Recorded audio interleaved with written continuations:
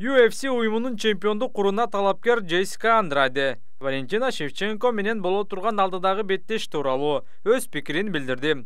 Мен ар дайым белгилеп келгем. Валентина ММА дүйнөсүндөгү эң коркунучтуу айым. Ал күчтүү гана эмес, ылдам жана техникасы да жогорку чеберчиликте. Ал бардык жактан эң мыкты. Шевченко контур чабуулга чыкканды жана аралыкты кармап бутта туруп беттеш өткөргөндү жактырат. Амага болсо тескерисинче, чабуул жасап, партерде күрөш жүргүзгөн жагат.